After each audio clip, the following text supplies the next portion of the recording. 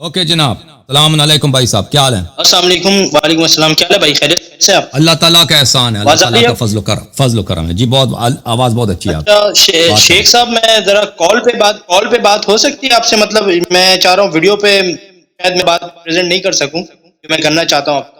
آپ کی مرضی بھائی، آپ کر لیتے نا، وہ اسے کہہ دیتے آپریٹر سے کہ آڈیو پہ آپ کو ملا لیتے، آپ بات کرتے جائیں، میں آپ کے ویڈیو جو ہے ٹھیک ہے نہیں آپ بات کریں، میں آپ کے آڈیو لے لیتا ہوں، ویڈیو آپ کا میں نکال لیتا ہوں، کوئی بات نہیں، آپ بات کریں کیا کرنا چاہتے ہیں؟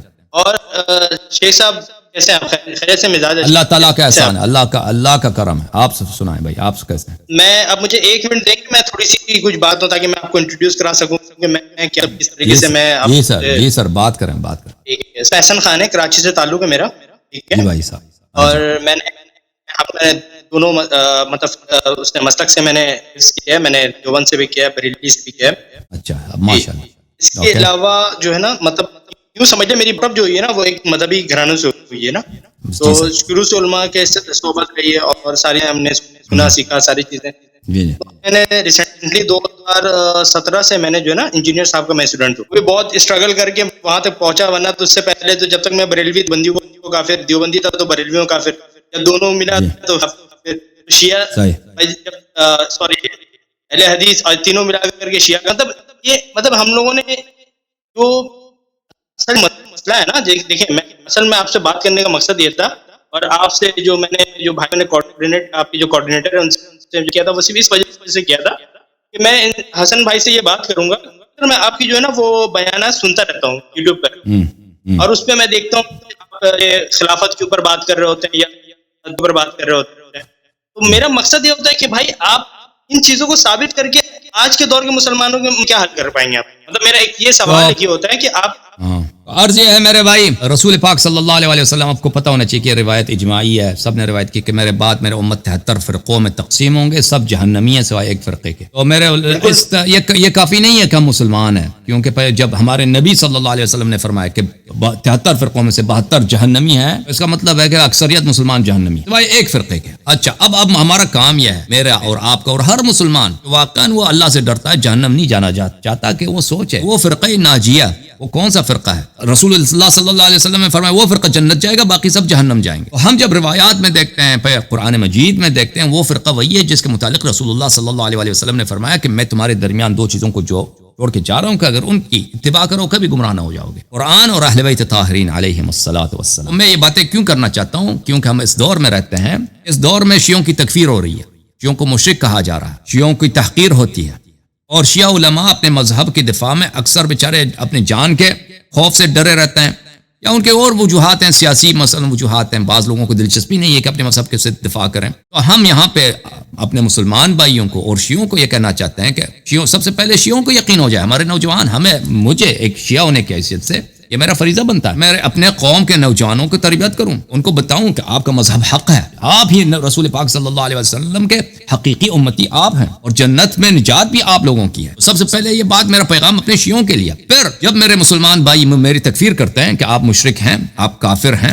آپ رافضی ہیں، آپ کا قرآن اور ہے، تو پھر یہ تو میرا حق ہے، نہ صرف میرا حق ہے بلکہ میرا فریضہ ہے کہ میں اب دفاع کروں اپنا۔ میں کافر نہیں ہوں، اگر دنیا میں کوئی مسلمان ہے تو میں ہوں، اگر دنیا میں کوئی موحد ہے، مومن ہے، تو میں، آپ سن لیں، آپ نے پوچھا کیوں یہ کام کرنا چاہتا ہے نا، میں ہوں، ہم شیعہ ہیں، میں پوائنٹ سمجھ رہا ہوں، سمجھ چکا ہوں۔ اور پھر اہل بیت علیہ السلام، اور ان سب سے بڑھ کر رسول اللہ صلی اللہ علیہ وسلم نے فرمایا میرے اہل بیت کی نصرت کرو۔ دیکھیں یہ امت 1400 سال سے اہل بیت علیہ السلام کی حق کو فراموش، نہ صرف فراموش کیا، ہمیشہ اس کوشش میں رہے کہ ان کے حق کو پیروں کے نیچے کیا جائے۔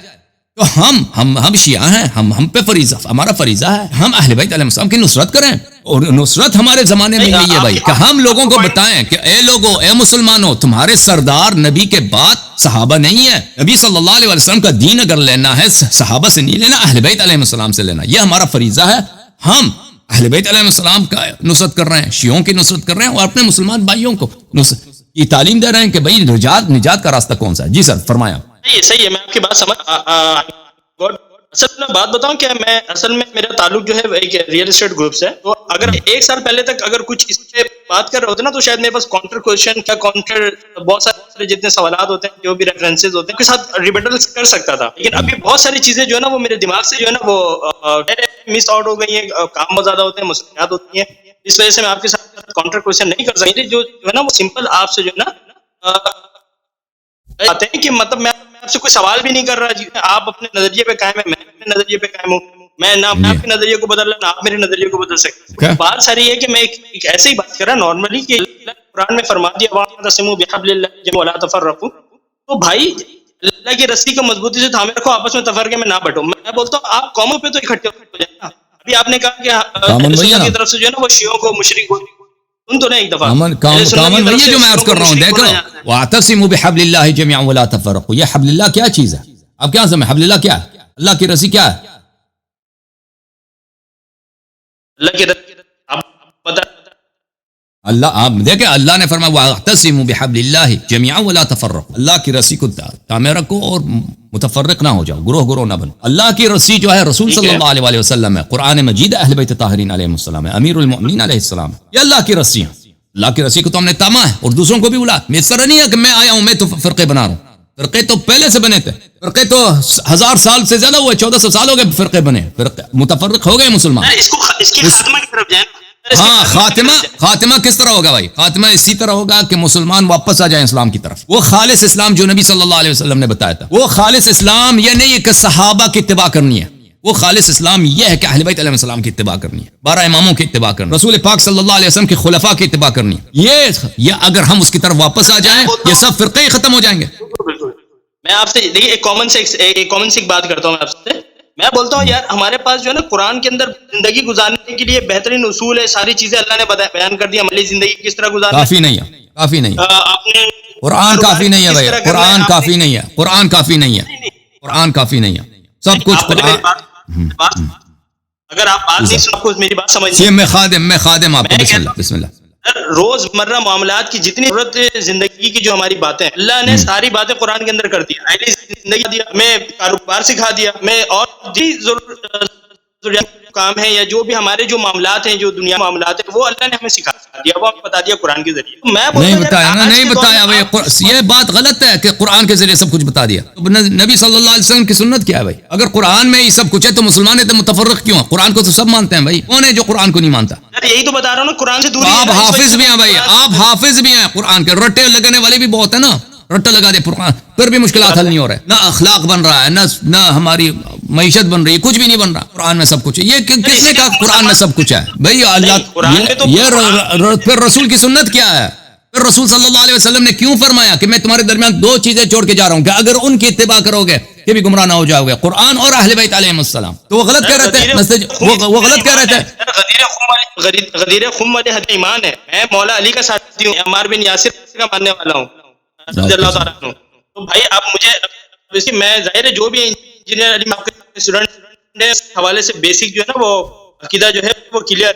میں ان چیزوں پہ میں کہتا ہوں بحث ہی نہیں کرتا. میں بولتا آپ اگر آپ جس کو یہ سمجھتے ہیں کہ یار وہ ناسبی ہے اور یہ سامنے والا یہ سمجھتے ہیں یہ رافضی ہے، میں کہتا ہوں یار آپ کلیئر کر ہی نہیں سکتے. میں بولتا ہوں کامن ٹرمز اگر کیا آپ اس کے اوپر کریں نا، یہ بلا وجہ کی امت کے اوپر حق واضح ہے بھائی. اگر آپ دیکھیں آپ ابھی آپ کہتے ہیں آپ خود کامن ٹرمز کو نہیں مان رہے نا. اہل بیت علیہ السلام کامن ہے. ہم کون سے ہم کسی آپ کہہ رہے ہیں کہ یہود و نصارا کی اتباع کرو. ہم کہتے ہیں وہی جو آپ کے کتب میں آپ ہی کے نبی، آپ ہی کے پیغمبر، آپ خود کہہ رہے ہو کہ پیغمبر نے ان کو اپنا وصی بنا دیا، ان کو مان لو، ان کی اتباع کرو. تیار نہیں، کہتے ہیں ہم قرآن کو مان رہے ہیں. کامن ٹرمز تو یہی ہے بھائی. میں تو کامن کچھ نئے سے کامن تو نہیں بنا سکتے ہم نا بھائی. وہی جو شروع سے پیغمبر نے بنایا اسی کی بات ہو رہی ہے. میں تو مان لیا، میں تو مان لیا، ٹھیک ہے. پھر کیوں شیعہ نہیں ہوتا؟ تو شیعہ ہو جاؤ بس، ختم ہو جاؤ. 12 اماموں کو مان لو. اہل بیت بولو کہ ان کی خلافت غصب ہوئی ہے، بولو ان کی امامت غصب ہوئی ہے، بولو اہل بیت علیہ السلام کی امامت غصب ہوئی ہے، کہہ دو اگر تم مانتے ہو. اگر آپ یہ کہتے ہیں، دیکھیں میں کہہ رہا ہوں، دیکھیں ساری باتیں کتابیں لکھی ہوئی ہیں، انسانوں کی لکھی کتاب ہے. میں تو اس کے اوپر یہ آپ کس کو مانتے ہو؟ پھر نہ بولو کہ نہیں مانتا ہوں نا. پھر کیوں کہہ رہے کہ میں مانتا ہوں؟ اور خلافت کس کا حق ہے بھائی؟ نبی صلی اللہ علیہ وسلم کے بعد کون امام ہے؟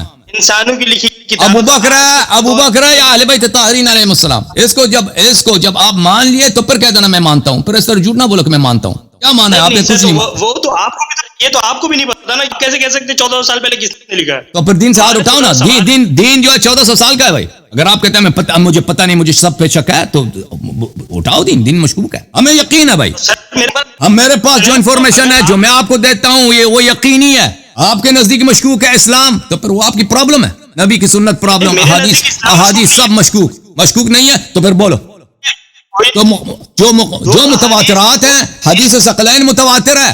اہل بیت علیہ السلام کی وجوب مودت, وجوب اتباع, یہ یقینی ہے. اگر امامت اہل بیت علیہ السلام کی ہے تو پھر ابو بکر عمر کی خلافت یہ باطل ہے. یہ اس بات میں شک ہی نہیں ہے. وہ حق کو تو تسلیم کرو کم از کم, نہ بولو کہ یہ مشکوک ہے. جو حدیث قرآن سے ثابت ہو رہی ہے بھائی, اس میں تو کس نے بولا کہ حدیث کو قرآن میں بھی ہونا چاہیے؟